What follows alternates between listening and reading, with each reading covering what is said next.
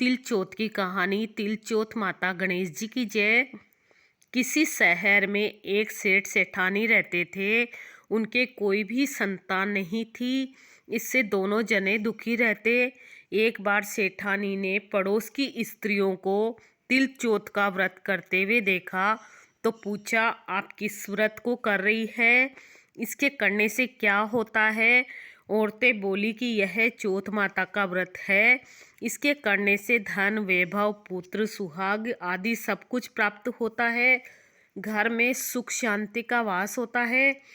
तब सेठानी बोली कि यदि मेरे पुत्र हो जाए तो मैं चौथ माता का व्रत करके 1.25 किलो का तिलकुट्टा चढ़ाऊंगी।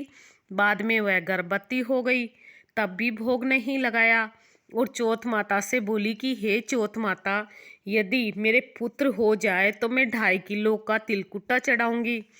गौरी पुत्र गणेश वह चौथ माता की कृपा से उसको पुत्र रत्न की प्राप्ति हुई, पर उसने फिर भी तिलकुट्टे का भोग नहीं लगाया। जब वह लड़का बड़ा हुआ तो सेठानी बोली, इस लड़के का विवाह हो जाए तो 5.25 किलो का तिलकुट्टा चढ़ाऊंगी। भगवान गजानन व तिलचोत की कृपा व मेहरबानी से उसके पुत्र की सगाई अच्छे कुल की कन्या से हो गई और लगन मंडप में फेरे होने लगे।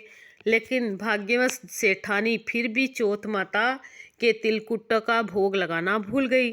अब चौथ माता व गणेश जी उस पर कुपित गुस्सा हो गए। अभी फेरों के वक्त में 3 ही फेरे हुए थे कि चौथ माता अपना कोप दिखाती हुई आई। वह दूल्हे राजा का अपहरण करके ले गई और गांव के बाहर पीपल के पेड़ पर छिपा दिया। अब सब लोग अचंभे में रह गए कि एकाएक दूल्हा गायब कहाँ हो गया। कुछ दिन बाद वह लड़की गणगौर पूजने जाते हुए उस पेड़ के पास से निकली तो पेड़ पर से दूल्हा बना हुआ लड़का बोला, आओ आओ मेरी अर्धव्याही नार आओ। तो वह भागी हुई अपने घर गई और अपनी माता को सब घटना कह सुनाई। यह समाचार सुनते ही सभी परिवारजन वहां पहुंचे और देखा कि यह तो वही जवाई राजा है जिसने हमारी बिटिया से अध फेरे खाए थे और उसी स्वरूप में पीपल पर बैठे हैं। तो सभी ने पूछा कि आप इतने दिनों से यहाँ क्यों बैठे हो, इसका क्या कारण है?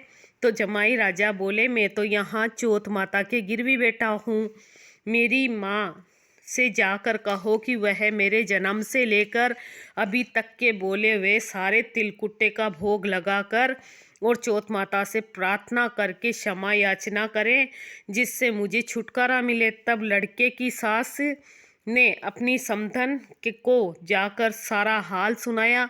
तब वो दोनों समधनों ने 1.25 मन का तिलकुट्टा गणपति भगवान व चौथ माता जी को पूजन करके भोग अर्पण करके क्षमा याचना की।